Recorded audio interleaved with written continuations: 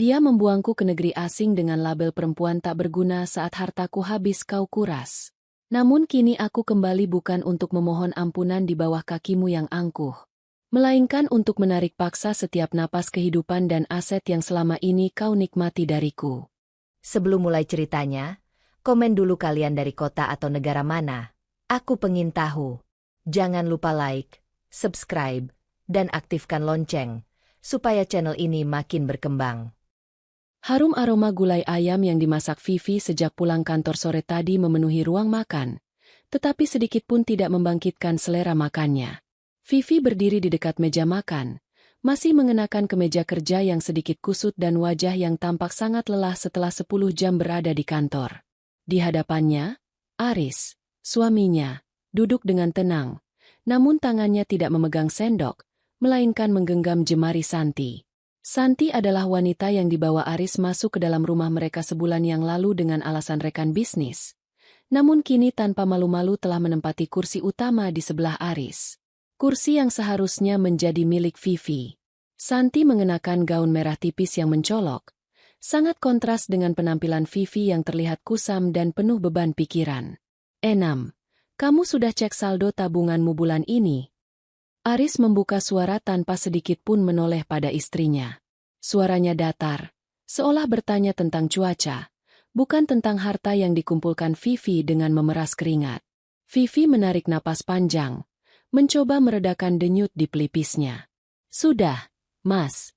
Itu uang untuk biaya kuliah Rian semester depan dan cadangan renovasi atap dapur kita yang bocor." "Kenapa?" Aris meletakkan sendoknya dengan denting yang cukup keras di atas piring porselen. Ia akhirnya menatap Vivi, namun tidak ada kehangatan di sana. Hanya ada sorot mata menuntut yang membuat dada Vivi terasa sesak. "Batalkan rencana itu. Aku butuh uangnya besok pagi." Santi melihat tas edisi terbatas di mall tadi siang, dan aku sudah berjanji akan membelikannya sebagai hadiah karena dia sudah menemaniku selama ini. Vivi terpaku. Ia merasa seolah ada batu besar yang menghantam ulu hatinya. "Mas, kamu bercanda? Itu uang hasil lemburku selama 3 bulan terakhir.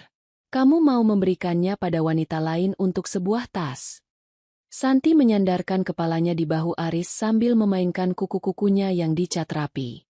"Duh, Mbak Vivi, jangan terlalu pelit begitu, dong. Mas Aris bilang kan cuma pinjam sebentar. Lagi pula, wanita itu harus bisa menjaga penampilan agar suaminya tidak malu kalau diajak keluar. Lihat Mbak Vivi, pulang kerja mukanya kucel begitu. Apa Mas Aris tidak bosan?"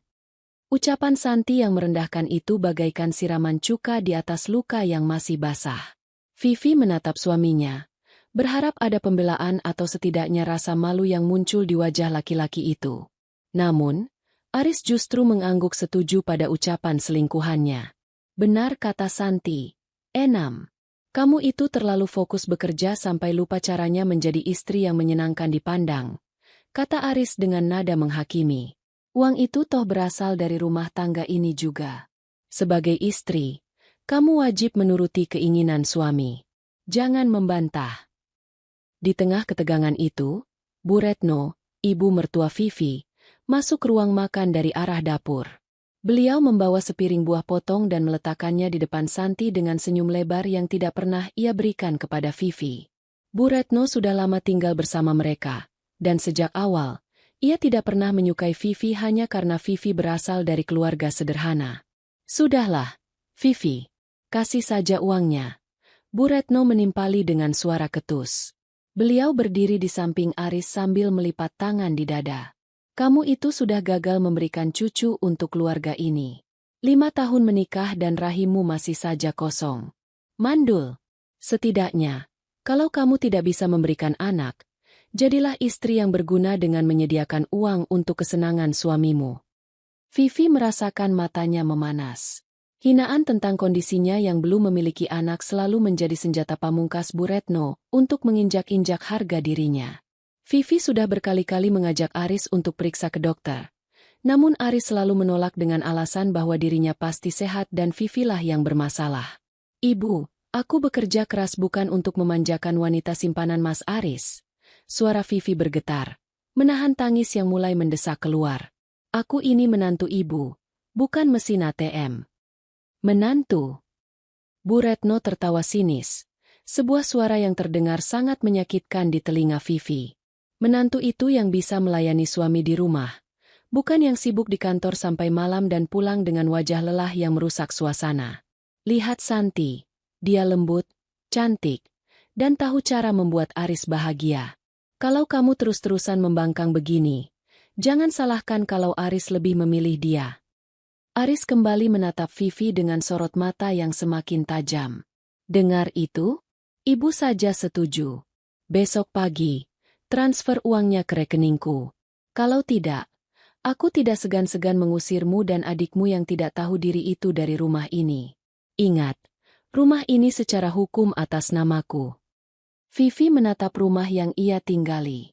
Cat dindingnya, gordennya, hingga perabotan di ruang makan ini, hampir semuanya dibeli dengan uangnya.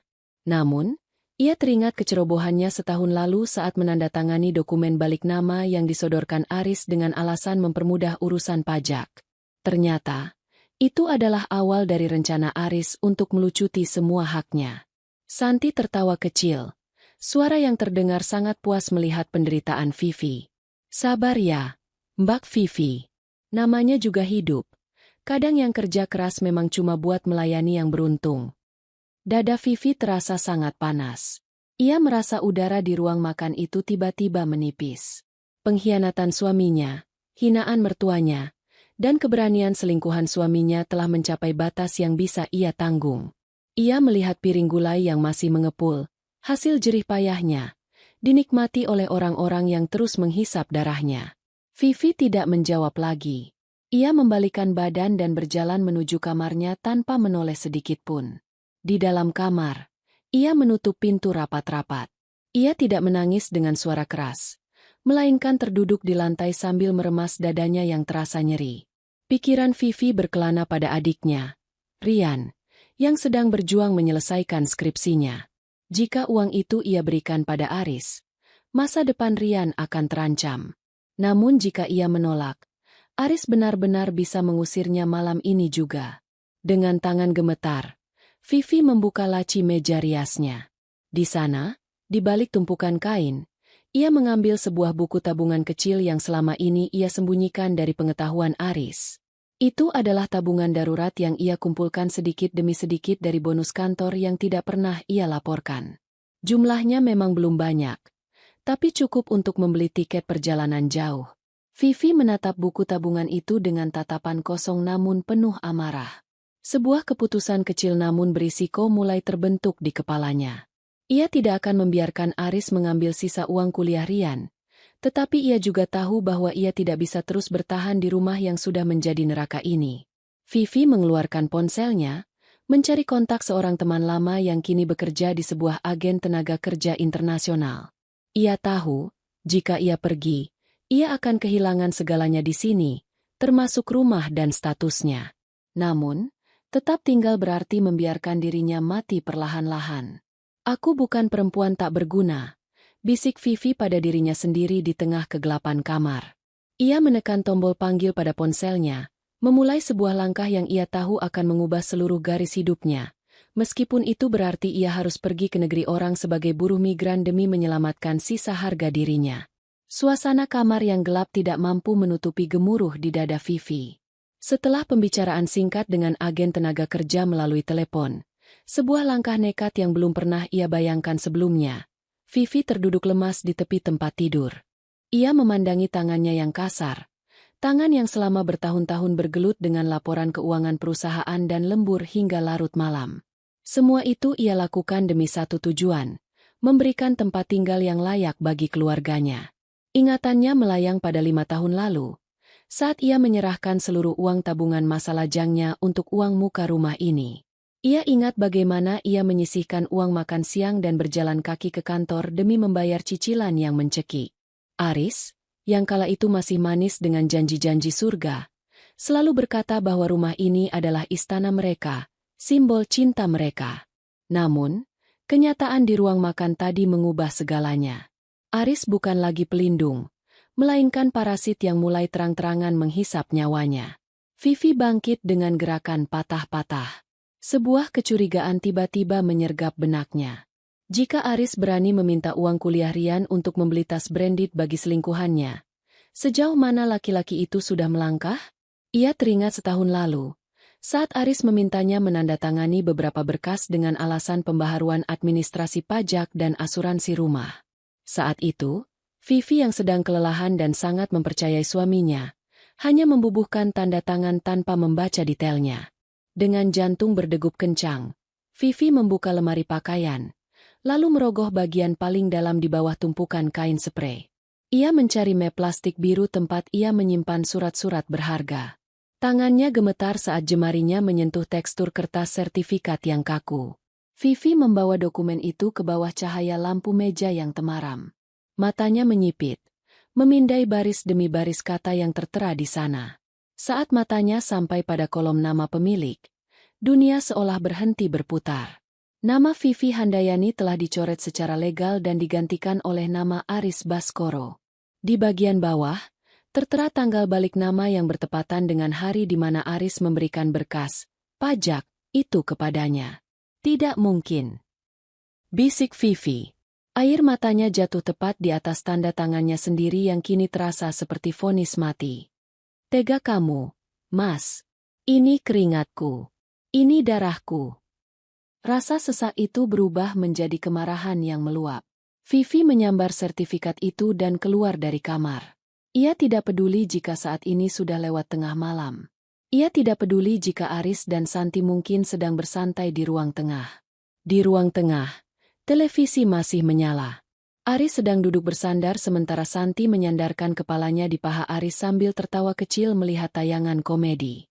Pemandangan itu biasanya akan membuat Vivi menangis, tapi malam ini, ia hanya merasakan kebencian yang murni.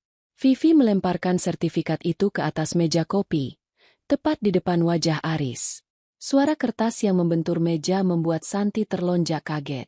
Apa maksudnya ini, Mas? Suara Vivi bergetar hebat, bukan karena takut, tapi karena menahan ledakan emosi. Kenapa nama pemilik rumah ini berubah menjadi namamu?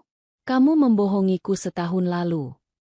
Aris hanya melirik sertifikat itu sekilas sebelum kembali menatap layar televisi dengan wajah datar yang sangat menjengkelkan. Ia seolah sudah menduga hari ini akan datang dan ia sama sekali tidak merasa bersalah. Oh, itu. Aku hanya mengamankan aset keluarga. Enam, jawab Aris santai. Ia mengambil rokok dari atas meja dan menyalakannya. Lagi pula, apa bedanya?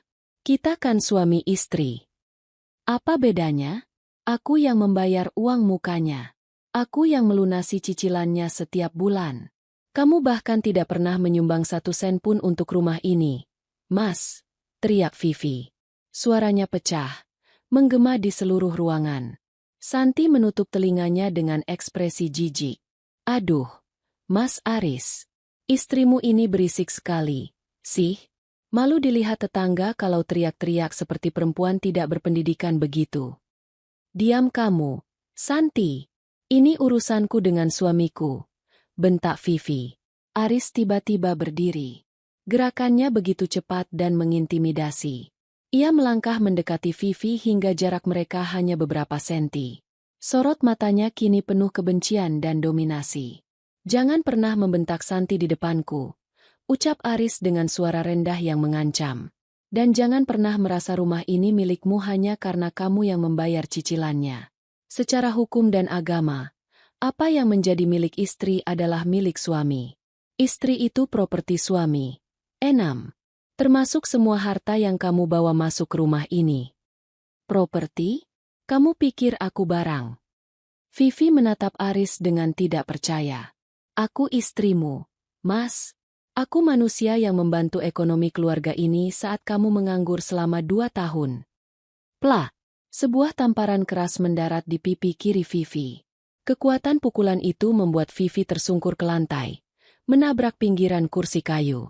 Sudut bibirnya terasa perih dan bau besi darah mulai memenuhi indera perasanya. Vivi memegang pipinya yang panas membara.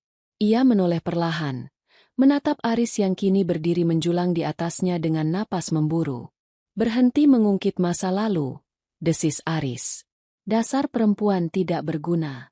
Kamu pikir dengan bekerja di kantor kamu hebat? Kamu itu cuma mesin uang yang tidak bisa kasih anak. Kalau kamu tidak bisa jadi istri yang tunduk, kamu tidak punya tempat di rumah atas namaku ini.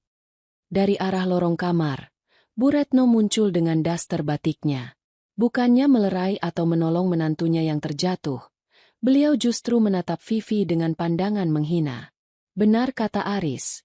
Vivi, ujar Bu Retno dingin.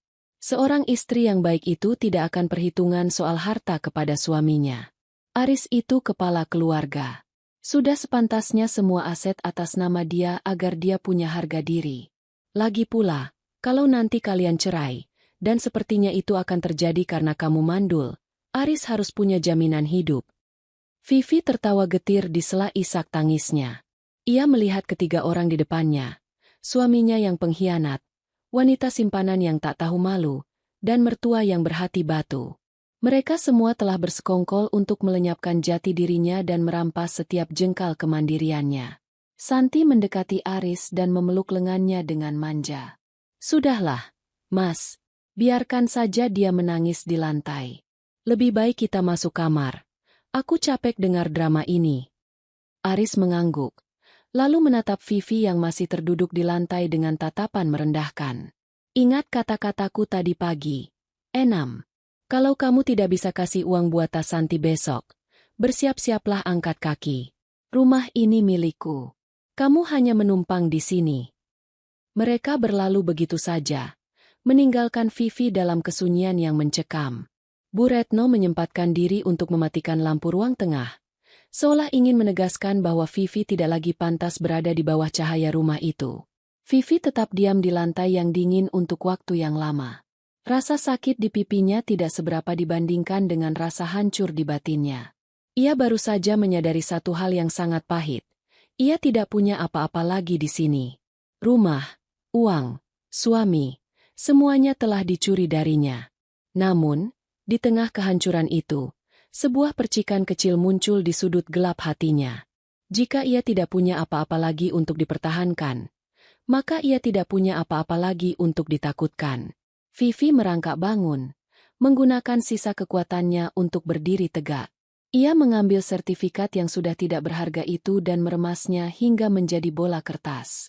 Ia tidak akan menyerah begitu saja. Jika Aris menganggapnya sebagai properti yang bisa dibuang, maka ia akan membuktikan bahwa properti ini bisa menghancurkan pemiliknya. Vivi kembali ke kamarnya, mengunci pintu, dan membuka kembali ponselnya. Ia mengirim pesan singkat kepada temannya di agen tenaga kerja. Aku ambil kontrak ke Taiwan. Kirimkan alamat kantor besok pagi. Aku pergi minggu depan. Ini adalah keputusan yang sangat berisiko. Ia akan meninggalkan adiknya yang masih kuliah. Ia akan meninggalkan pekerjaannya yang sekarang, dan ia akan pergi ke negeri asing tanpa jaminan apapun selain tekadnya. Namun, menatap pipinya yang membiru di cermin, Vivi tahu bahwa satu-satunya cara untuk membalas dendam adalah dengan menjadi sesuatu yang tidak akan pernah bisa disentuh oleh tangan kotor Aris lagi. Vivi mulai mengemasi pakaiannya ke dalam koper kecil di bawah tempat tidur. Ia melakukannya dengan sangat pelan, memastikan tidak ada suara yang keluar. Sementara di balik dinding, ia bisa mendengar tawa Aris dan Santi yang merayakan kemenangannya. Vivi mematikan lampu kamarnya, namun matanya tetap terbuka lebar dalam kegelapan. Ia tidak lagi menangis. Hatinya kini telah membeku, bersiap untuk perjalanan panjang menuju pembalasan yang paling menyakitkan bagi mereka semua. Pagi itu, sinar matahari yang masuk melalui celah jendela kamar terasa seperti sembilu yang menyayat kulit.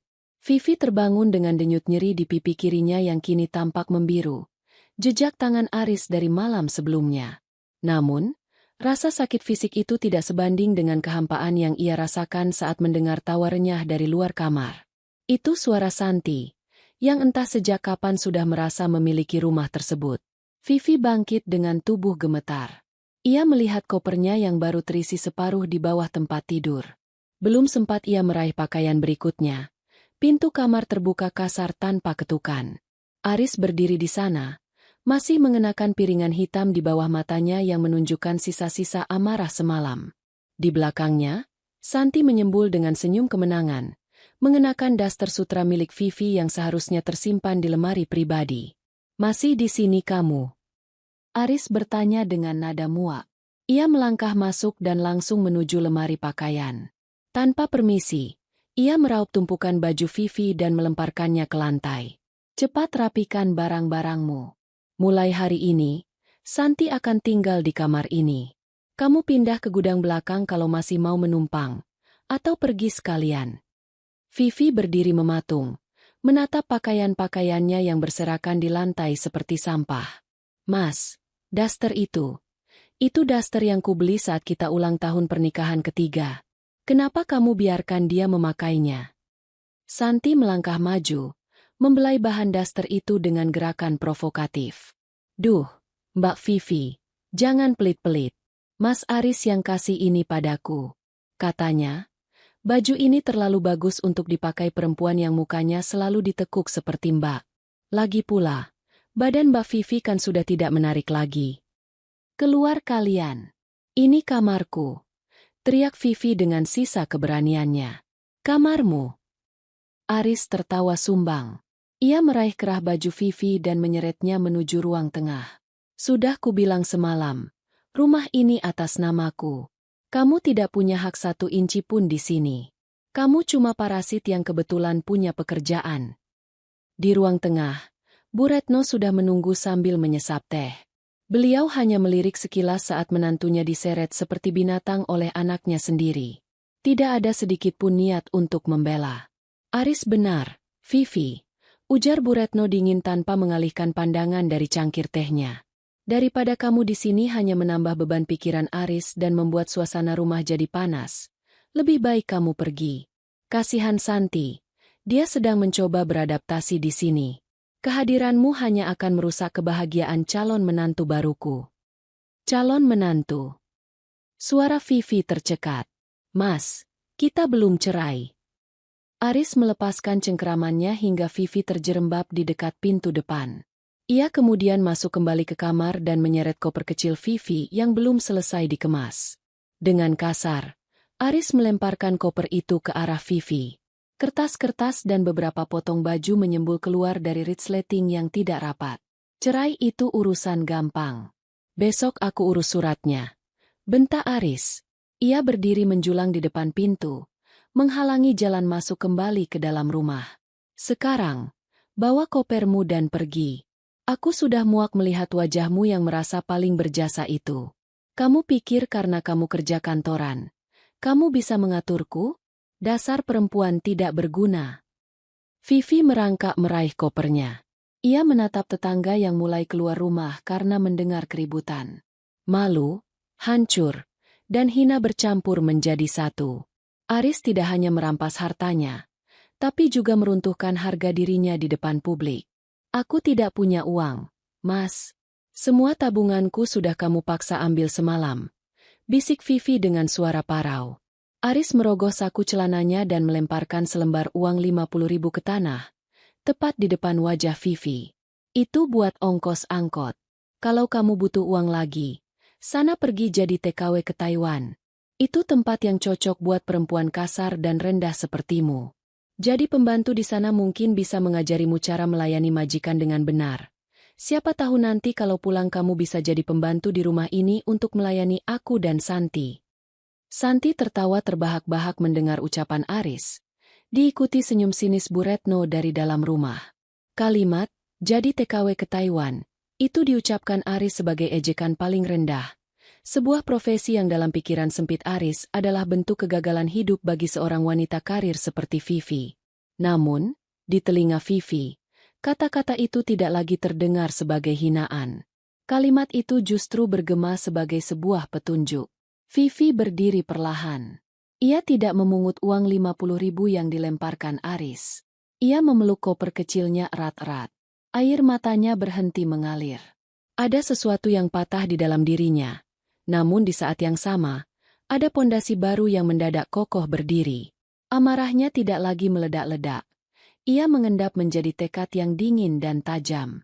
"Baik, Mas," ucap Vivi dengan suara yang sangat tenang.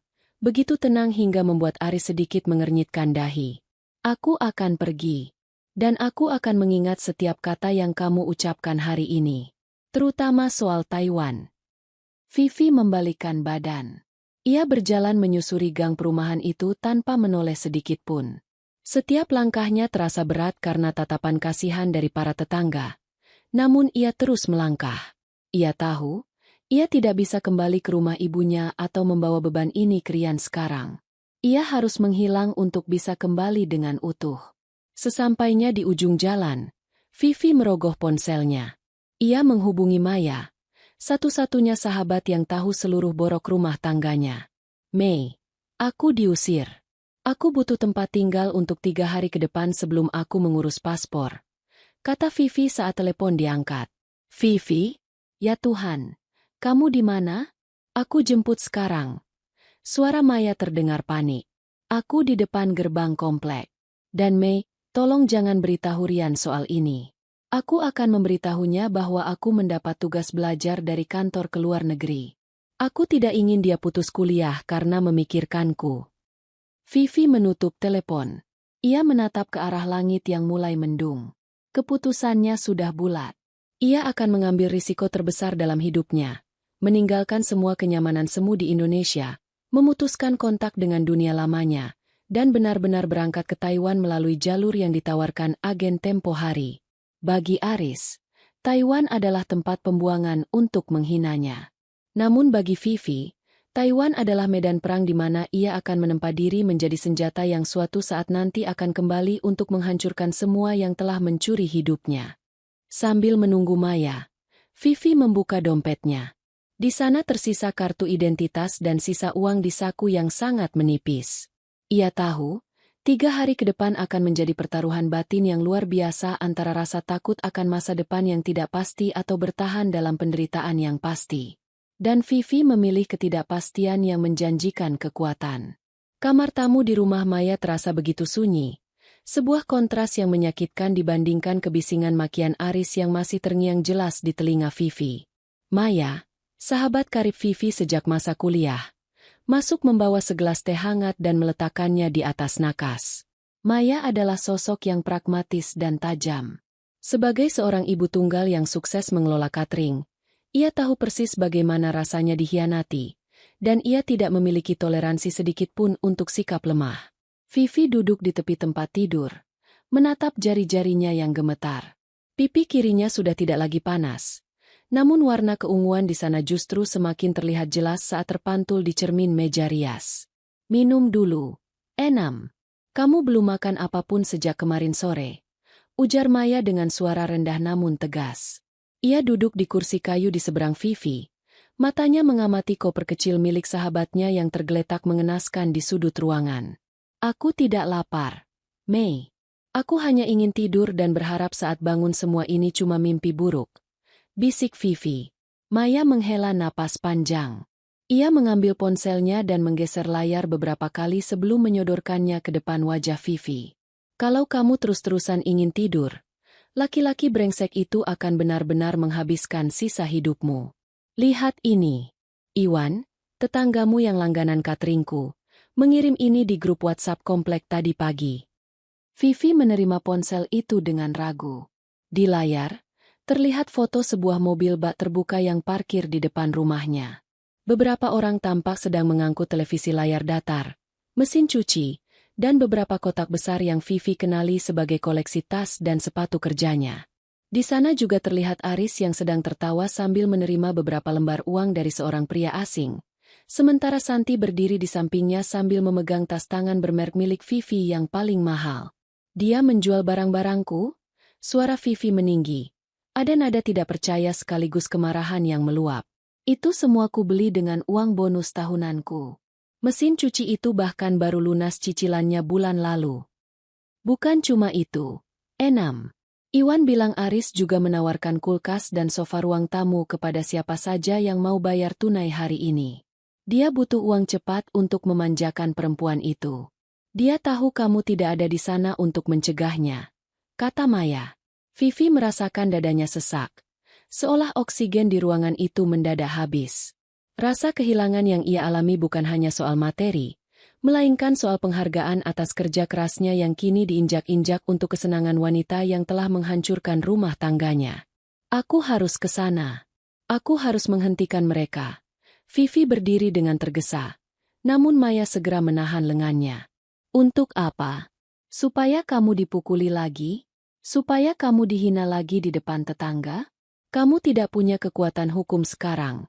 6. Sertifikat rumah sudah atas namanya. Barang-barang itu ada di dalam rumahnya.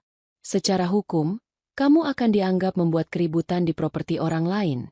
Maya menarik Vivi untuk duduk kembali. Dengar aku baik-baik. Kalau kamu mau membalas, jangan pakai otot, pakai otak.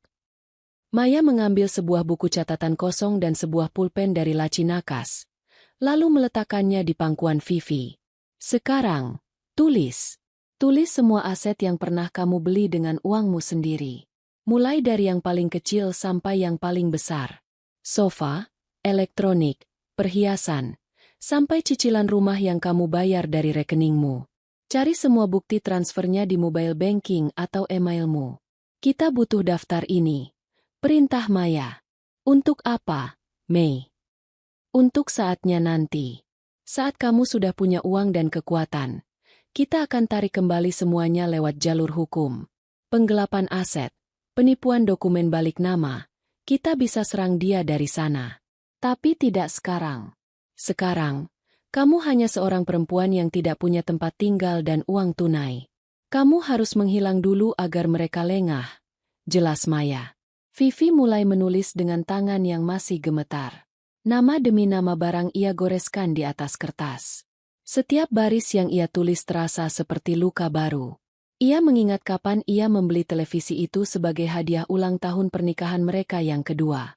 Ia ingat bagaimana ia harus lembur setiap hari agar bisa membeli kulkas 2 pintu yang diinginkan ibu mertuanya. Semuanya kini terasa sia-sia. Namun di balik rasa sakit itu, ada sebuah kesadaran yang mulai tumbuh. Ia tidak boleh membiarkan pengorbanannya menjadi hadiah cuma-cuma bagi para pengkhianat itu. Sore harinya, Vivi nekat pergi ke kantor agen tenaga kerja di pinggiran kota. Ia sengaja memakai kerudung dan kacamata hitam agar tidak dikenali oleh orang yang mungkin mengenalnya. Di sana, ia bertemu dengan Bu Lastri, agen yang sebelumnya sudah ia hubungi. Bu Lastri menjelaskan bahwa keberangkatan ke Taiwan bisa dipercepat dalam waktu 1 minggu, karena ada 1 slot kosong untuk posisi asisten rumah tangga yang baru saja dibatalkan oleh pelamar lain. Tapi biaya administrasinya harus lunas besok, Mbak Vivi. Karena ini jalur cepat, saya tidak bisa kasih potongan, ujar Bu Lastri sambil menyodorkan rincian biaya. Vivi menatap angka yang tertera di sana.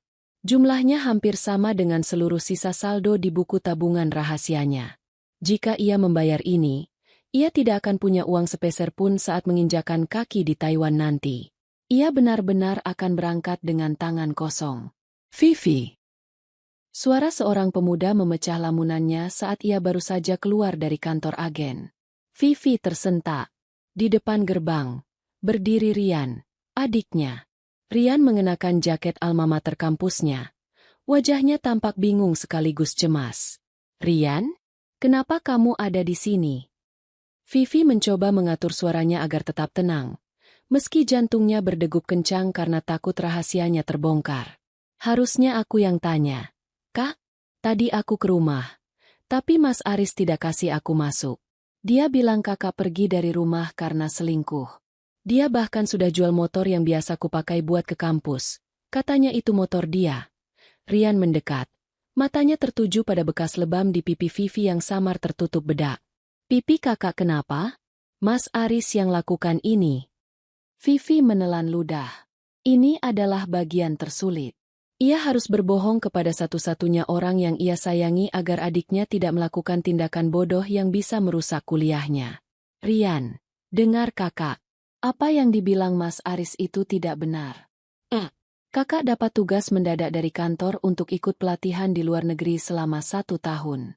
Mas Aris tidak setuju. Jadi kami bertengkar. Soal motor, nanti kakak ganti kalau kakak sudah pulang. Ucap Vivi sambil memegang kedua bahu adiknya. Luar negeri? Di kantor mana ada pelatihan sampai 1 tahun? Kak?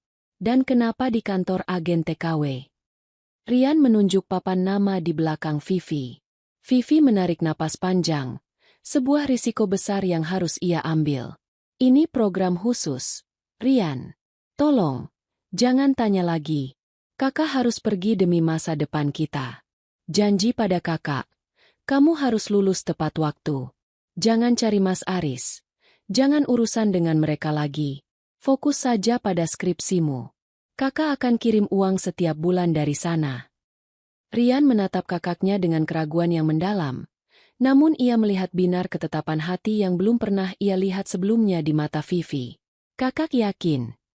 Yakin, jawab Vivi pendek. Malam itu, sekembalinya ke rumah Maya, Vivi menyerahkan seluruh sisa uangnya kepada Bulastri melalui transfer bank. Ia secara resmi telah mempertaruhkan segalanya. Ia tidak lagi memiliki aset, tidak lagi memiliki uang tunai, dan kini ia juga harus menanggung beban kebohongan besar pada adiknya. Vivi berbaring di kamar tamu Maya, menatap daftar aset yang tadi ia tulis.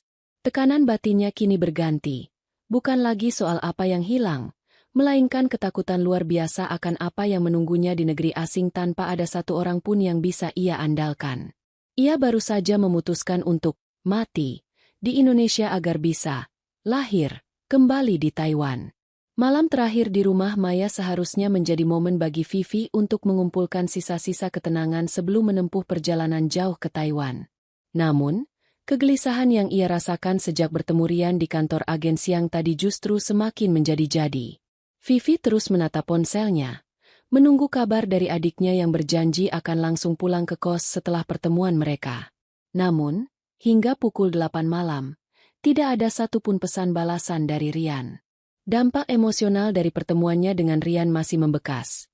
Rasa bersalah karena harus membohongi satu-satunya keluarga yang ia miliki membuat ulu hati Vivi terasa nyeri. Ia tahu Rian adalah pemuda yang keras kepala jika menyangkut harga diri kakaknya. Dan kekhawatiran itu terbukti saat sebuah panggilan masuk dari nomor yang tidak ia kenal. Halo? Ini Mbak Vivi? Suara di seberang telepon terdengar panik. Vivi mengenalnya sebagai Pak RT di komplek perumahannya dulu. Iya, Pak. Ada apa? Jantung Vivi berdegup kencang. Mbak, tolong segera ke sini atau ke klinik dekat komplek. Adik Mbak, Rian, tadi datang ke rumah Mbak dan ribut besar dengan Mas Aris. Sekarang dia luka-luka. Mbak, Mas Aris benar-benar kalap tadi. Jelas Pak RT. Dunia seolah runtuh seketika. Tanpa pikir panjang, Vivi menyambar tasnya dan berlari keluar. Maya yang sedang merapikan catering di dapur langsung mengejarnya. Setelah mendengar penjelasan singkat, Maya segera menyalakan mobil dan mengantar Vivi menuju klinik yang disebutkan. Sepanjang perjalanan, Vivi tidak berhenti meremas tangannya sendiri. Air matanya jatuh tanpa suara. Ia mengutuk dirinya sendiri karena tidak mampu menahan Rian siang tadi. Ia seharusnya tahu bahwa Rian tidak akan membiarkan kakaknya dihina begitu saja. Sesampainya di klinik, Vivi melihat Rian terbaring di atas berangkar ruang tindakan. Kaos alma mater yang tadi siang masih tampak rapi, kini robek dan berlumuran darah di bagian bahu. Sudut bibir Rian pecah, salah satu matanya bengkak kebiruan, dan ia tampak meringis kesakitan saat perawat membersihkan luka di pelipisnya. Rian! Vivi menjerit pelan, menghambur ke samping berangkar adiknya. Rian mencoba membuka matanya yang bengkak. Ia menatap Vivi dengan sorot mata penuh penyesalan sekaligus amarah yang masih membara. Maaf, Kak. Rian gagal. Rian cuma mau ambil motor itu hak kakak. Suaranya parau dan terputus-putus. Sudah. Rian. Jangan bicara dulu. Tangis Vivi pecah. Ia memegang tangan adiknya yang lecet-lecet karena terseret di aspal. Maya muncul setelah mengurus administrasi di depan. Wajahnya merah padam karena geram. Aku baru tanya ke tetangga lewat telepon. Enam. Rian tadi datang baik-baik mau bicara soal motor itu. Tapi Aris justru keluar sambil bawa balok kayu. Dia bilang Rian itu sampah sama seperti kakaknya. Dia memukul Rian di depan orang banyak. Dan yang paling gila, Santi malah menyemangati Aris supaya memberi pelajaran pada adikmu. Bu Retno? Beliau cuma berdiri di teras sambil bilang Rian pantas dipukul karena tidak tahu sopan santun pada kakak ipar. Mendengar kronologi itu, sesuatu di dalam diri Vivi mendadak mati. Rasa sedih yang tadinya mendominasi, perlahan menguap dan digantikan oleh hawa dingin yang sangat tajam. Ia menatap wajah adiknya yang hancur hanya karena mencoba membelanya. Selama ini Vivi selalu mengalah, selalu menangis, dan selalu berharap Aris akan berubah dengan kasih sayang. Namun, kejadian malam ini adalah bukti nyata bahwa kelembutan hanya akan dianggap sebagai kesetanan oleh orang-orang seperti Aris. Vivi berdiri tegak. Ia menghapus air matanya dengan kasar menggunakan punggung tangan. Ia tidak lagi melihat ke arah Rian dengan tatapan kasihan, melainkan dengan tatapan penuh janji. Mei, jaga Rian di sini sebentar. Aku harus ke rumah itu, ucap Vivi dengan suara yang sangat rendah namun penuh penekanan. Kamu gila? Aris bisa saja memukulmu juga. Maya menahan langkah Vivi. Dia tidak akan berani menyentuhku di depan orang banyak setelah apa yang dia lakukan pada Rian. Aku tidak akan berkelahi. Mei, aku hanya ingin mengambil sesuatu yang tersisa, jawab Vivi dingin. Vivi kembali ke rumah lamanya menggunakan ojek. Sesampainya di sana, ia melihat beberapa warga masih berdiri di depan pagar, berbisik-bisik soal kejadian tadi. Aris tampak duduk di teras sambil merokok seolah tidak terjadi apa-apa. Sementara Santi duduk di sampingnya sambil mengipasi diri dengan majalah. Vivi melangkah masuk melewati pagar. Aris mendongak. Matanya menatap Vivi dengan hina.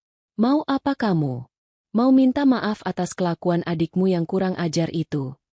Vivi tidak menjawab. Ia berjalan lurus ke arah Aris.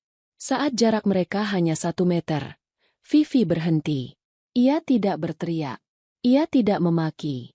Kamu sudah menyentuh adikku, Mas, ujar Vivi pelan. Itu kesalahan terbesar yang pernah kamu buat. Oh ya? Terus kamu mau apa? Lapor polisi. Aris tertawa mengejek. Silakan. Aku punya saksi ibu dan Santi kalau Rian yang datang duluan dan mencoba menyerangku. Aku cuma membela diri.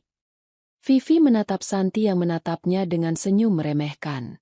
Lalu ia menoleh pada Bu Retno yang baru keluar dari pintu sambil membawa segelas air untuk Aris. Aku tidak akan lapor polisi sekarang, kata Vivi. Aku datang ke sini untuk memberitahu kalian satu hal. Nikmatilah rumah ini selagi kalian bisa. Nikmatilah semua uang yang kalian curi dariku selagi itu masih ada. Karena saat aku kembali nanti, aku akan memastikan kalian tidak punya tanah bahkan hanya untuk sekadar berdiri. Aris berdiri, hendak kembali mengintimidasi Vivi, namun Vivi tidak mundur selangkah pun. Ia menatap tepat di manik mata Aris dengan keberanian yang belum pernah ia tunjukkan selama 5 tahun pernikahan mereka. Pergi sana ke Taiwan jadi pembantu. Jangan cuma mimpi, teriak Aris sambil menunjuk wajah Vivi. Vivi membalikan badan tanpa sepatah kata pun. Ia berjalan keluar dengan langkah yang mantap. Di kepalanya, rencana yang tadinya terasa samar kini menjadi sangat jelas dan terukur. Ia sadar bahwa menangis adalah kelemahan yang sangat mahal harganya. Untuk melindungi Rian, untuk membalas setiap tetes darah adiknya, ia tidak bisa hanya menjadi Vivi yang rajin bekerja. Ia harus menjadi Vivi yang berkuasa. Kembali ke klinik, Vivi mendapati Rian sudah tertidur karena pengaruh obat pereda nyeri. Vivi duduk di sampingnya, mengeluarkan paspor dan tiket yang baru saja dikirimkan agen lewat kurir ke rumah Maya. Sebuah keputusan berisiko ia ambil malam itu. Vivi memutuskan untuk tidak memberitahu Rian jadwal keberangkatannya yang sebenarnya. Ia akan pergi secara diam-diam besok subuh agar Aris tidak bisa menggunakan Rian sebagai alat untuk menghentikannya atau memerasnya lagi. Vivi juga memutuskan untuk memblokir nomor Aris dan Bu Retno secara permanen, memutus jembatan emosionalnya dengan masa lalu. Aku akan pergi bukan untuk melarikan diri, Rian, bisik Vivi sambil mengusap kening adiknya yang dibalut perban. Aku pergi untuk menjemput harga diri kita yang mereka injak-injak. Vivi tahu, mulai besok ia akan menjadi orang asing di negeri orang. Ia akan menanggung beban kerja berat dan kesepian yang luar biasa. Namun, bayangan wajah Aris yang tertawa saat Rian dipukuli menjadi bahan bakar yang lebih dari cukup untuk membuatnya bertahan.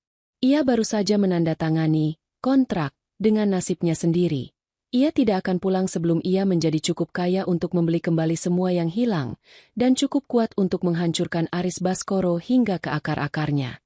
Udara dingin kota Taipei di pagi buta terasa menusuk hingga ke tulang. Sangat berbeda dengan kelembapan udara Jakarta yang biasa menyambut Vivi. Di sebuah apartemen mewah yang didominasi kaca dan baja, Vivi berdiri di depan jendela besar, menatap gemerlap lampu kota yang mulai memudar digantikan fajar. Di tangannya, selembar kain pel dan botol cairan pembersih menjadi senjata barunya. Dampak emosional dari keberangkatannya yang diam-diam masih meninggalkan lubang besar di dadanya. Ia pergi tanpa pelukan terakhir untuk Rian. Hanya sepucuk surat dan sedikit uang sisa yang ia titipkan pada Maya. Rasa bersalah itu terus menghantui. Namun setiap kali ia teringat wajah lebam Rian dan tawa mengejek Aris, rasa bersalah itu membeku menjadi tekad yang keras. Vivi, kamu sudah selesai dengan ruang kerja. Sebuah suara berat dan berwibawa memecah keheningan. Vivi tersentak dan segera membungkuk hormat. Di ambang pintu berdiri Pak Baskoro. Pria parubaya itu mengenakan setelan jas rapi meski hari masih sangat pagi. Wajahnya tegas, dengan garis-garis kedisiplinan yang terukir jelas di dahi. Pak Baskoro adalah pengusaha ekspor-impor sukses yang tinggal sendiri di apartemen ini setelah istrinya meninggal dunia. Ia adalah tipe majikan yang tidak banyak bicara, namun matanya yang tajam seolah bisa membaca setiap kesalahan kecil. Sudah, Pak. Meja sudah saya rapikan sesuai kategori dokumennya. Jawab Vivi dengan bahasa Mandarin yang masih terbata-bata, namun cukup jelas. Pak Baskoro melangkah masuk, mendekati meja kerjanya yang penuh dengan berkas. Ia diam sejenak, memperhatikan bagaimana Vivi menata tumpukan dokumen berdasarkan warna map dan urutan tanggal. Matanya sedikit melebar, menunjukkan keterkejutan yang tertahan. Siapa yang mengajarimu menyusun dokumen seperti ini? Tanya Pak Baskoro tanpa menoleh. Dulu saya bekerja di bagian administrasi di Indonesia. Pak, saya pikir akan lebih mudah bagi Bapak untuk mencari laporan pengiriman jika diurutkan berdasarkan kode wilayah. Jelas Vivi pelan, mencoba menyembunyikan rasa bangganya sebagai mantan pekerja kantoran. Pak Baskoro hanya bergumam pendek. Namun ia tidak mengubah susunan itu. Disiplin dan ketelitian adalah kunci. Jangan biarkan standar kerjamu turun hanya karena kamu pikir ini hanya rumah tinggal. Di sini, setiap menit ada harganya. Posisi emosional Pak Baskoro terhadap Vivi sangat jelas. Ia adalah penguasa yang menuntut kesempurnaan. Namun, bagi Vivi, ketegasan Pak Baskoro adalah cermin dari dunia yang ingin ia kuasai. Dunia di mana uang dan kekuasaan ditentukan oleh logika, bukan oleh belas kasihan yang sering kali dikhianati. Sementara itu, ribuan kilometer dari Taipei, suasana di rumah, milik, Aris di Jakarta jauh dari kata tertib. Aris duduk di sofa ruang tamu yang kini tampak kosong karena beberapa barang elektronik sudah ia jual. Di atas meja kopi, berserakan beberapa lembar tagihan listrik, air, dan iuran lingkungan yang sudah berwarna merah, tanda peringatan terakhir. Mas, ini gimana? Token listriknya sudah bunyi terus. Aku mau catokan saja tidak bisa. Keluh Santi yang baru keluar dari kamar dengan wajah cemberut. Ia tidak lagi memakai daster sutra Vivi, melainkan baju rumah biasa yang tampak sedikit kusam karena tidak ada lagi yang rajin mencucinya. Sabar, San. Aku lagi pusing. Bentak Aris sambil memijat pelipisnya. Selama bertahun-tahun, Aris tidak pernah tahu berapa biaya hidup di rumah itu. Ia hanya tahu pulang ke rumah dengan baju bersih, makanan tersedia, dan semua tagihan lunas secara otomatis dari gaji Vivi yang ia kuras habis. Kini, setelah Vivi pergi dan memblokir semua akses komunikasi, Aris baru menyadari bahwa uang gajinya sendiri hanya cukup untuk rokok, cicilan motor barunya, dan biaya kencan dengan Santi. Bu Retno masuk dari dapur dengan wajah kesal. Aris, beras habis. Telur juga tinggal 1. Kamu tidak kasih uang belanja lagi ke ibu. Ibu, uangku sudah habis buat bayar bunga pinjaman yang kemarin buat beli tas Santi. Kenapa ibu tidak pakai uang simpanan ibu dulu? Balas Aris tanpa sopan santun. Uang simpanan apa? Ibu kan sudah kasih semua buat bantu kamu balik nama rumah ini. Kamu bilang kalau rumah ini sudah atas namamu. Kita bakal kaya karena bisa digadaikan ke bank. Bu Retno mulai meradang. Hubungan mereka yang dulunya terlihat kompak saat menindas Vivi, kini mulai retak karena tekanan ekonomi. Santi mendengus sinis. Mas Aris bilang punya banyak cadangan uang. Ternyata semua cuma dari gaji Mbak Vivi? Kalau tahu begini, aku tidak akan mau pindah ke sini secepat itu. Rumah ini panas, berantakan, dan sekarang malah mau gelap karena listrik mati. Diam kamu, Santi. Kamu juga yang habisin uang itu buat belanja. Aris berdiri, matanya melotot. Ego laki-lakinya terluka karena merasa direndahkan oleh wanita yang ia puja. Di saat itulah Aris mulai merasakan dampak nyata dari kehilangan mesin uang yang selama ini ia injak-injak. Ia merindukan keteraturan yang dibuat Vivi, namun bukan karena cinta, melainkan karena kenyamanan yang kini hilang. Rasa benci Aris pada Vivi justru semakin meningkat. Ia menyalahkan Vivi karena pergi dan membuatnya susah, bukan menyalahkan dirinya sendiri karena pengkhianatannya. Kembali ke Taiwan. Malam telah jatuh. Vivi duduk di kamar pembantunya yang sempit namun sangat bersih. Ia sedang menghitung gaji pertamanya yang baru saja dibayarkan di muka oleh agen untuk dikirimkan kepada Rian dan Maya guna membayar hutang keberangkatan. Setelah memotong semua biaya, uang yang tersisa di tangannya sangatlah sedikit. Hanya cukup untuk membeli kartu telepon dan sedikit kebutuhan pribadi. Vivi menatap foto Rian di ponselnya. Adiknya itu mengirim pesan lewat Maya bahwa ia sudah mulai bisa berjalan tanpa alat bantu. Meski bekas luka di wajahnya akan tetap ada. Vivi mematikan lampu kamar. Namun ia tidak segera tidur. Ia mengambil sebuah buku catatan kecil yang ia beli di toko kelontong bawah apartemen. Di sana, ia mulai mencatat istilah-istilah bisnis yang ia dengar dari percakapan telepon Pak Baskoro seharian tadi. Letter of credit, bill of lading, freight forwarding. Vivi tahu, jika ia hanya menjadi asisten rumah tangga selamanya, ia butuh waktu 20 tahun untuk membeli kembali rumahnya. Ia harus melakukan sesuatu yang lebih. Sebuah risiko besar mulai terbayang di benaknya. Esok hari, saat Pak Baskoro sedang sibuk di kantornya di dalam apartemen, Vivi berencana untuk, sengaja, meninggalkan laporan keuangan perusahaan yang sempat ia lihat berantakan di atas meja makan, dengan beberapa catatan kecil koreksi di pinggirnya menggunakan pensil. Ini adalah pertaruhan. Jika Pak Baskoro tersinggung karena privasi bisnisnya dicampuri oleh seorang pelayan, Vivi bisa dipecat dan dideportasi malam itu juga. Namun, jika Pak Baskoro melihat apa yang Vivi lihat, ini bisa menjadi pintu keluar dari dapur menuju dunia yang lebih besar. Vivi memejamkan mata, memeluk buku catatannya. Di tengah kesepian dan kelelahan fisiknya, ia membisikkan satu janji pada dirinya sendiri. Mas Aris, tunggu saja. Setiap keringatku di sini adalah satu paku untuk peti matimu nanti. Pagi di Taipei tidak pernah memberikan toleransi bagi mereka yang ragu. Udara dingin yang merayap masuk melalui celah ventilasi apartemen mewah itu terasa seperti peringatan bagi Vivi.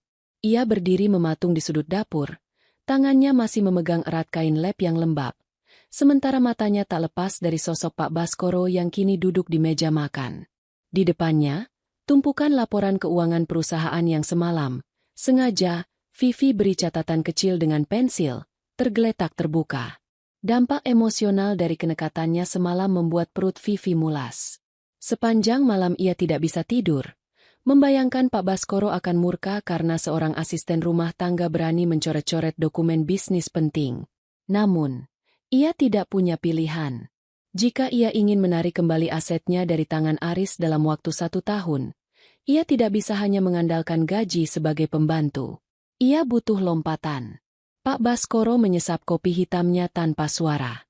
Matanya yang tajam memindai baris demi baris tulisan tangan Vivi di pinggir laporan tersebut. Setelah 5 menit yang terasa seperti selamanya bagi Vivi, Pak Baskoro meletakkan cangkirnya dengan denting yang pelan namun berwibawa. Vivi, kemari. Panggilnya singkat. Vivi melangkah mendekat dengan kepala sedikit menunduk. Iya, Pak. Maaf kalau saya lancang semalam. Saya hanya melihat ada ketidaksesuaian pada perhitungan pajak ekspor di halaman 4. Pak Baskoro memutar kursi, menatap Vivi dengan sorot mata yang sulit dibaca. Kamu menulis bahwa ada selisih 15% pada skema teks rebate dari pengiriman bulan lalu. Dari mana kamu tahu rumus itu? Kebanyakan orang di kantorku saja sering salah menghitungnya. Vivi menarik napas panjang, mencoba menstabilkan suaranya. Dulu di Indonesia, saya mengelola administrasi keuangan di perusahaan distribusi, Pak. Saya terbiasa menangani dokumen ekspor-impor secara autodidak. Saya melihat Bapak kelelahan semalam, jadi saya mencoba membantu memetakan angka-angkanya. Pak Baskoro terdiam sejenak. Ia adalah pria yang memuja efisiensi. Baginya, kesalahan angka adalah dosa besar dalam bisnis. Kamu bukan sekadar asisten rumah tangga, bukan? Saya hanya ingin menjadi berguna. Pak, di rumah saya dulu, saya dianggap tidak berguna karena saya perempuan yang hanya bisa bekerja. Jawab Vivi dengan nada yang getir. Bayangan Aris yang membentaknya, perempuan tak berguna, mendadak melintas, memicu rasa perih sekaligus amarah di dadanya. Pak Baskoro berdiri. Ia tidak tersenyum, namun ada perubahan pada nada suaranya. Sebuah pengakuan. Ganti pakaianmu. Jangan pakai celemek itu. Ikut saya ke kantor hari ini. Saya ingin melihat apakah kamu secerdas tulisan tanganmu, atau ini hanya kebetulan. Adegan berubah saat Vivi melangkah masuk ke kantor Pak Baskoro yang terletak di distrik bisnis Taipei. Gedung itu megah, penuh dengan orang-orang yang berjalan terburu-buru dengan setelan jas mahal. Vivi merasa sangat kerdil dengan kemeja sederhana miliknya. Namun ia segera menepis perasaan itu. Emosinya bergeser dari rasa takut menjadi sebuah determinasi yang dingin. Di kantor, Pak Baskoro memberinya satu meja kecil di sudut dan setumpuk dokumen operasional yang terbengkalai. Rapikan alur pengiriman ini. Ada kelambatan di pelabuhan Kaohsiung selama 2 minggu terakhir. Temukan masalahnya dalam laporan ini. Vivi bekerja seperti orang kesurupan. Ia mengabaikan rasa lelah di punggungnya akibat pekerjaan rumah tangga tadi subuh. Matanya bergerak lincah menelusuri kode-kode pengiriman. Di tengah kesibukannya, ia menyadari sesuatu. Ia mencintai dunia ini. Ia mencintai angka karena angka tidak pernah berbohong. Tidak seperti janji-janji Aris yang manis di awal namun busuk di akhir. Bapak, saya sudah menemukan masalahnya. Ujar Vivi 3 jam kemudian. Ia menghampiri meja Pak Baskoro dengan sebuah draft ringkas. Ada tumpang tindih pada jadwal agen freight forwarding yang Bapak gunakan. Mereka mengambil komisi ganda dari jalur logistik darat. Jika Bapak memotong agen ini dan langsung menghubungi pemilik armada, Bapak bisa hemat 20% biaya operasional. Pak Baskoro memeriksa draft tersebut. Untuk pertama kalinya, Vivi melihat pria itu mengangguk tipis. Analisis yang tajam. Kamu punya bakat dalam manajemen operasional, Vivi. Mulai besok, kamu akan menghabiskan separuh harimu di sini membantu asistenku, dan separuh harimu di rumah. Vivi merasakan secercah harapan yang membuncah. Namun, di tengah kesuksesan kecil itu, sebuah konflik batin baru muncul. Pak Baskoro menyerahkan sebuah map baru padanya. Ini proyek baru untuk pasar Asia Tenggara. Kita akan melakukan pengadaan aset properti dan gudang di Jakarta. Saya ingin kamu yang menangani korespondensi awalnya karena kamu paham medan di sana, kata Pak Baskoro. Tangan Vivi gemetar saat menerima map itu. Bekerja untuk pasar Indonesia berarti ia harus mulai berurusan kembali dengan dokumen-dokumen yang berbahasa Indonesia, melihat nama-nama daerah yang familiar, dan mungkin bersinggungan dengan lingkaran bisnis yang bisa saja membawanya kembali pada informasi tentang Aris. Malam harinya, kembali di kamarnya yang sempit, Vivi tidak lagi memikirkan lelahnya mencuci baju. Ia duduk di depan laptop pinjaman dari kantor, menatap layar dengan mata merah. Tekanan batinnya meningkat. Ia merindukan Rian. Ia ingin tahu bagaimana keadaan rumahnya. Namun ia takut jika ia mulai mencari tahu, emosinya akan goyah. Vivi mengambil keputusan kecil namun sangat berisiko. Ia memutuskan untuk menggunakan akses internet kantor guna mencari tahu profil perusahaan-perusahaan di Jakarta yang sedang bermasalah dengan hutang. Ia ingat Aris pernah meminjam uang pada rentenir dan ban menggunakan jaminan rumah mereka. Jika ia bisa melacak pergerakan aset itu secara diam-diam melalui koneksi bisnis Pak Baskoro, ia bisa mulai menyusun rencana penyitaan bahkan sebelum ia pulang. Namun, ia tahu risikonya. Jika Pak Baskoro tahu ia menggunakan fasilitas kantor untuk kepentingan pribadi atau dendam pribadi, ia bisa kehilangan kepercayaan satu-satunya orang yang memberinya kesempatan kedua. Vivi menatap bayangannya di layar laptop yang gelap. Aku akan melakukan ini, bisiknya pada diri sendiri. Aku akan masuk ke sistem mereka, tanpa mereka sadari bahwa perempuan yang mereka buang sedang merayap di bawah kaki mereka.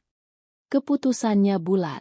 Vivi mulai mengetik nama perusahaan yang pernah disebut Aris sebagai rekan bisnis barunya. Jantungnya berdegup kencang.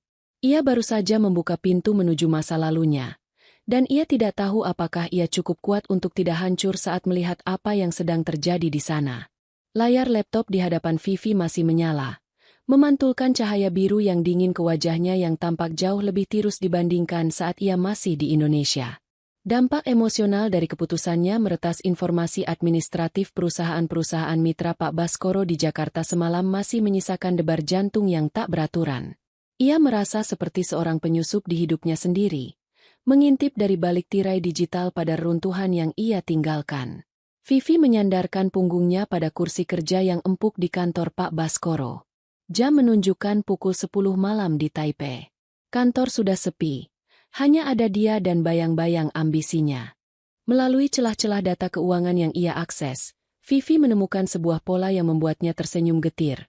Aris Baskoro, suaminya yang dulu begitu pongah, kini tercatat memiliki tunggakan pada 3 aplikasi pinjaman online berbeda dengan bunga yang terus menggulung. Sementara itu, di sebuah rumah di pinggiran Jakarta yang catnya mulai mengelupas di beberapa sudut, udara terasa panas dan menyesakan. Aris duduk di depan meja makan dengan ponsel yang terus bergetar. Setiap kali layar itu menyala, sebuah pesan ancaman dari penagih hutang muncul, menuntut pelunasan yang sudah lewat jatuh tempo 2 minggu. "Mas, kamu dengar tidak sih?" Suara melengking Santi memecah keheningan. Ia berdiri di depan Aris sambil memamerkan layar ponselnya sendiri yang menampilkan foto sebuah hotel mewah di Bali. "Teman-temanku semua sudah berangkat stay Chation. Aku malu. Mas, kalau cuma diam di rumah terus. Kamu janjikan minggu ini kita jalan-jalan." Aris mengusap wajahnya dengan kasar. "San, aku lagi pusing.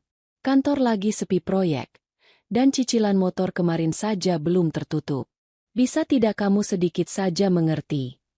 Santi mendengus, meletakkan ponselnya dengan kasar di atas meja. "Mengerti?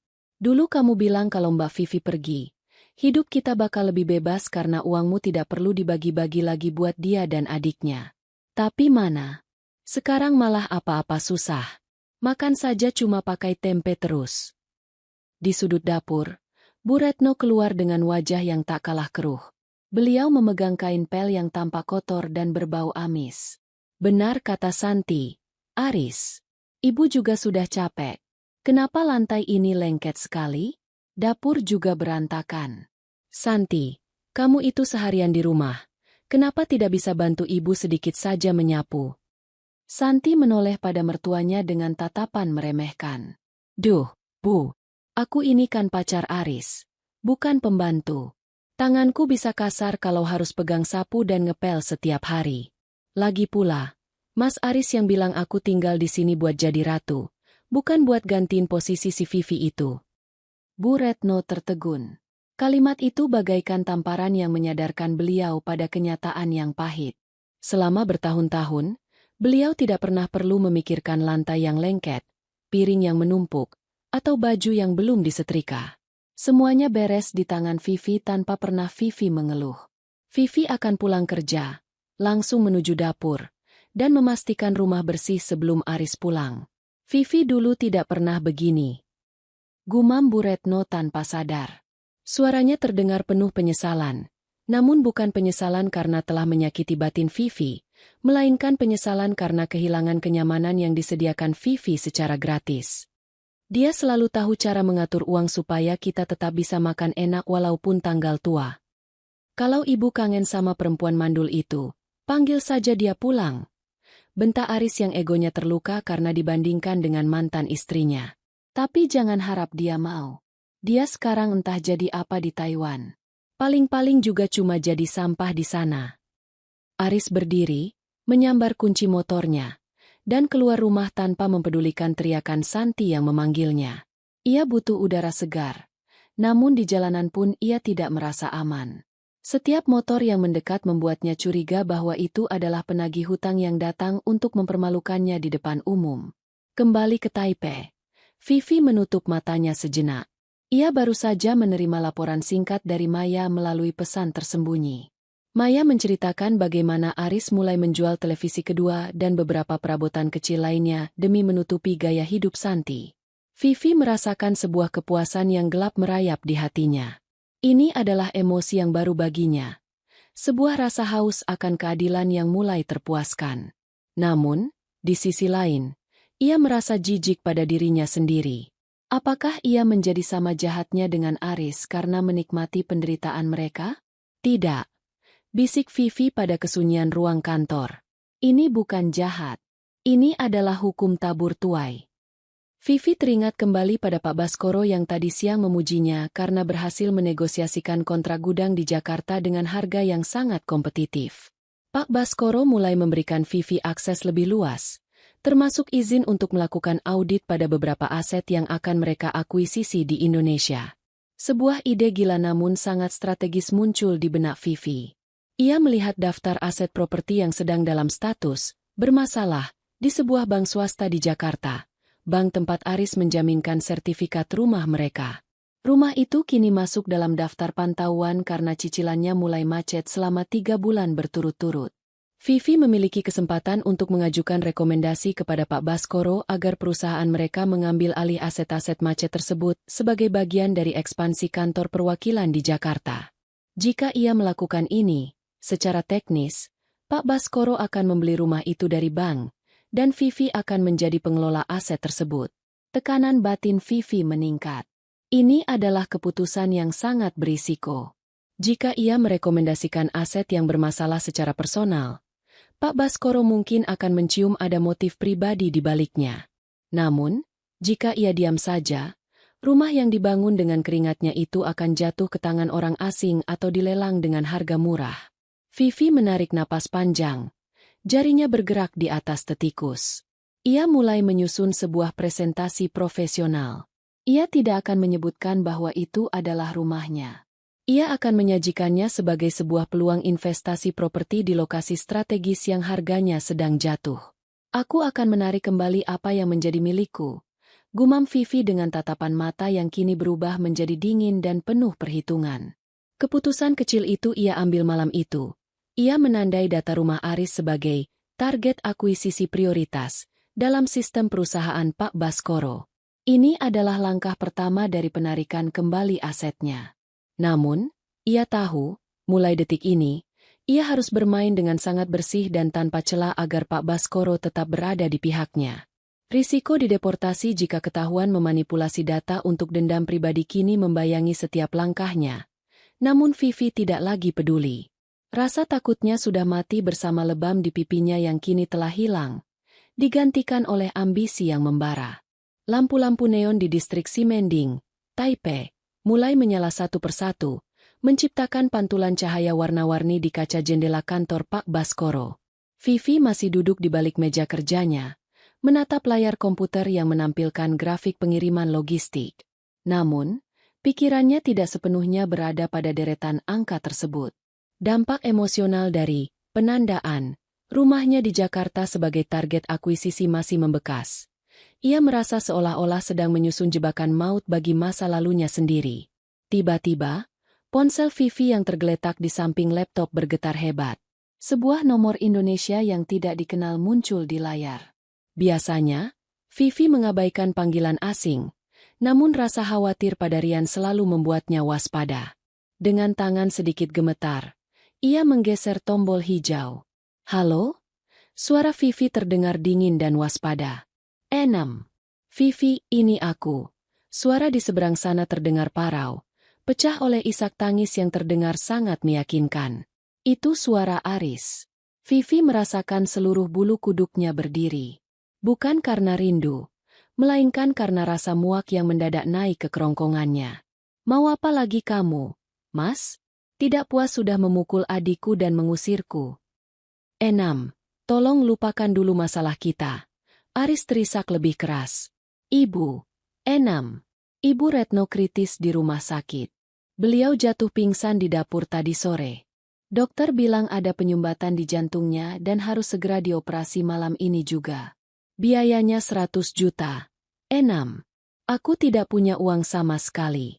Semua hartaku sudah ludes untuk cicilan rumah dan biaya sehari-hari. Tolonglah. Enam, bagaimanapun juga dia itu ibu mertuamu. Vivi terdiam. Jantungnya berdegup kencang. Kebenciannya pada Aris memang sudah mendarah daging. Namun ia teringat pada sosok Bu Retno. Meski wanita itu sering menghinanya mandul dan memperlakukannya seperti pelayan, ada bagian kecil dari hati nurani Vivi yang masih menjunjung tinggi nilai kemanusiaan. Ia teringat saat-saat awal pernikahan, sebelum Aris berubah menjadi monster. Bu Retno pernah membuatkannya sup saat ia sakit. Logika Vivi mulai goyah. Pikirannya berperang hebat. Apakah aku akan membiarkan seorang ibu meninggal hanya karena dendamku pada anaknya? Apakah aku sejahat itu? Enam, kamu masih di sana? Tolonglah, hanya kamu satu-satunya harapan kami. Aku janji akan bayar kalau aku sudah punya uang nanti. Ini soal nyawa. Enam. Desak Aris dengan nada yang sangat memelas. Tangan Vivi sudah bergerak menuju tasnya, mencari buku tabungan dari gajinya yang selama ini ia kumpulkan untuk modal kembali ke Indonesia. Ia hampir saja luluh. Ia sudah membayangkan akan mentransfer sejumlah uang darurat itu demi kemanusiaan. Namun, tepat sebelum ia mengucap kata setuju, sebuah notifikasi WhatsApp masuk dari Maya. Vivi menjauhkan ponsel dari telinganya sebentar untuk melihat pesan itu. Maya mengirimkan sebuah foto dan satu video pendek dengan keterangan. Lihat suamimu yang katanya sedang berduka ini. Vivi membuka foto itu. Matanya membelalak. Di sana, di bawah lampu neon ungu dan biru sebuah klub malam ternama di Jakarta, Aris terlihat sedang berdiri sambil memegang botol minuman keras yang mahal. Ia tertawa lebar, merangkul pinggang Santi yang mengenakan gaun mini yang sangat terbuka. Di depan mereka, meja penuh dengan makanan mewah dan botol-botol lainnya. Video pendek yang menyusul menunjukkan Aris sedang berjoget dengan riang. Sama sekali tidak menunjukkan tanda-tanda orang yang ibunya sedang berada di ambang maut. Rasa panas mendadak menjalar dari dada hingga ke wajah Vivi. Gemetar di tangannya kini bukan lagi karena takut, melainkan karena amarah yang mendidih. Ibu masuk rumah sakit mana, Mas? Tanya Vivi. Suaranya kini mendatar, sangat tenang hingga terasa mematikan. Di rumah sakit Medika. Enam. Masuk ruang ICU. Cepatlah, dokter sudah menagih uang muka operasinya. Bohong Aris tanpa ragu sedikit pun. Oh, begitu? Hebat sekali ya rumah sakit Medika sekarang punya cabang di dalam klub malam. Desis Vivi. Hening seketika di seberang telepon. Maksudmu apa, Enam? Suara Aris mulai terdengar panik. Aku baru saja melihat fotomu. Aris, kamu sedang mabuk bersama wanita itu di klub malam saat kamu bilang ibumu sedang sekarat. Berapa harga botol yang kamu pegang itu? Apa itu setara dengan harga nyawa ibumu dalam skenario bohongmu? Vivi menarik napas panjang, mencoba menahan air mata kemarahan yang ingin meledak. Tega-teganya kamu menggunakan nyawa ibumu sendiri untuk memeras uang dariku. Enam, itu foto lama. Kamu jangan percaya fitnah. Aris mencoba membela diri, namun suaranya bergetar hebat. Cukup, jangan pernah hubungi aku lagi dengan drama murahmu. Jika ibu benar-benar sakit, itu urusanmu sebagai anak laki-lakinya yang paling dia banggakan. Jualah motor barumu. Jualah semua barang yang kamu curi dariku. Jangan pernah mengemis padaku lagi. Vivi mematikan telepon dengan kasar. Ia melemparkan ponselnya ke atas meja dan menutup wajahnya dengan kedua tangan. Ia menangis, bukan karena sedih kehilangan Aris, melainkan karena ia menyadari betapa rendahnya laki-laki yang pernah ia cintai itu. Aris bukan hanya pengkhianat.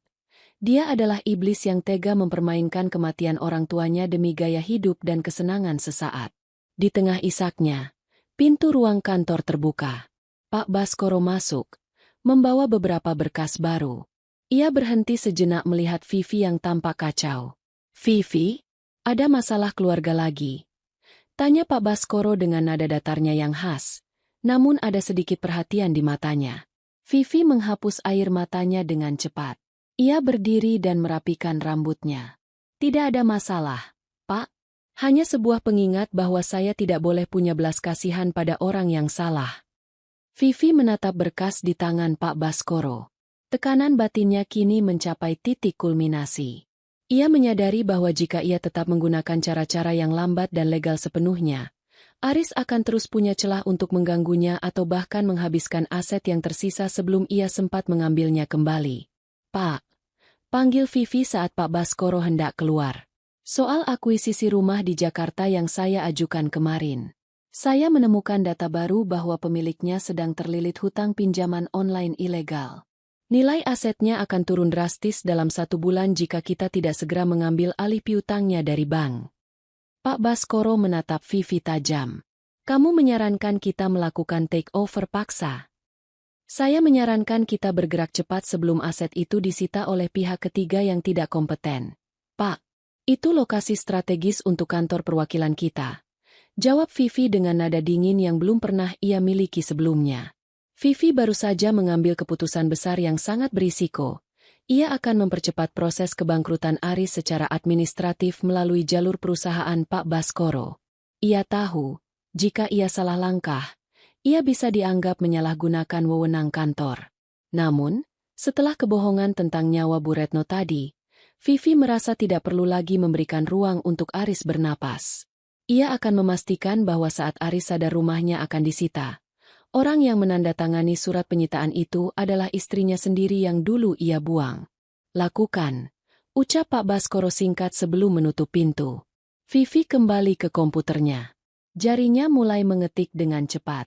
Kesedihannya telah menguap, digantikan oleh rencana eksekusi yang rapi dan mematikan. Ia tidak hanya akan mengambil kembali rumahnya, ia akan memastikan Aris dan Santi merasakan dinginnya lantai jalanan, tepat seperti saat ia diusir dulu. Keheningan adalah kemewahan yang baru saja Vivi temukan kembali. Setelah memutus sambungan telepon dari Aris yang penuh tipu daya tempo hari, Vivi melakukan sesuatu yang selama 5 tahun pernikahannya tak pernah berani ia lakukan. Ia memblokir nomor suaminya, nomor ibu mertuanya, dan semua akses yang bisa menghubungkannya dengan masa lalu yang beracun itu. Dampak emosional dari kebohongan Aris tentang kondisi kesehatan Bu Retno masih menyisakan rasa mual yang sesekali muncul. Vivi merasa jijik, bukan pada dirinya sendiri, melainkan pada kenyataan bahwa ia pernah berbagi hidup dengan pria yang tega memperdagangkan nyawa ibunya demi uang untuk berfoya-foya. Namun, amarah itu kini tidak lagi meledak-ledak. Ia telah mengendap, berubah menjadi bahan bakar yang dingin dan sangat efisien untuk mendukung kerja kerasnya di kantor Pak Baskoro. Di lantai 20 sebuah gedung pencakar langit di Taipei, Vivi tidak lagi terlihat seperti asisten rumah tangga. Ia mengenakan blus kerja berwarna biru dongker yang rapi, rambutnya diikat satu dengan tegas, dan matanya terfokus sepenuhnya pada draft rencana ekspansi bisnis Pak Baskoro ke Asia Tenggara. Pak Baskoro memberinya kepercayaan penuh untuk memimpin riset pasar di Indonesia. Baginya, Vivi adalah aset berharga yang memahami seluk-beluk birokrasi dan pasar lokal Jakarta. Sementara bagi Vivi, ini adalah jembatan menuju misi pribadinya. "Vivi, sudah kamu pelajari berkas dari Pak Hendra?" Suara Pak Baskoro menginterupsi konsentrasi Vivi. Vivi mendongak. Di samping Pak Baskoro, berdiri seorang pria parubaya berkacamata dengan raut wajah yang sangat tenang namun memiliki sorot mata yang tajam. Ia adalah Pak Hendra, pengacara senior yang sudah puluhan tahun menangani kasus-kasus korporasi dan sengketa aset milik perusahaan Pak Baskoro. Sikap Pak Hendra terhadap Vivi bersifat profesional namun penuh selidik. Ia tahu Vivi punya agenda personal di balik tugas profesionalnya, namun ia menghargai kecerdasan Vivi dalam menyusun strategi. "Sedang saya pelajari, Pak. Ada beberapa poin menarik mengenai status kepemilikan lahan yang sedang dalam proses lelang di Jakarta," jawab Vivi mantap. Pak Baskoro mengangguk kecil. "Bagus. Saya titipkan aspek hukumnya pada Hendra. Dia akan membantumu membereskan segala hambatan administratif, termasuk hal-hal yang pernah kamu ceritakan pada saya secara pribadi." Setelah Pak Baskoro keluar dari ruangan, Pak Hendra menarik kursi di depan meja Vivi. Ia meletakkan sebuah map coklat yang tebal. Di dalamnya terdapat salinan dokumen balik nama rumah Vivi, riwayat transaksi ban milik Aris, dan daftar aset yang dulu sempat Vivi catat di rumah Maya. "Ibu Vivi, saya sudah meninjau dokumen yang Anda berikan," ujar Pak Hendra dengan suara rendah. "Apa yang dilakukan suami Anda, maksud saya, Aris Baskoro, adalah penggelapan aset yang sangat ceroboh. Ia memalsukan tanda tangan Anda pada beberapa surat kuasa tambahan untuk menjual perabotan dan barang elektronik yang secara hukum masih atas nama Anda berdasarkan nota pembelian." Vivi merasakan dadanya berdenyut. "Apakah itu cukup untuk membatalkan balik nama rumah saya?"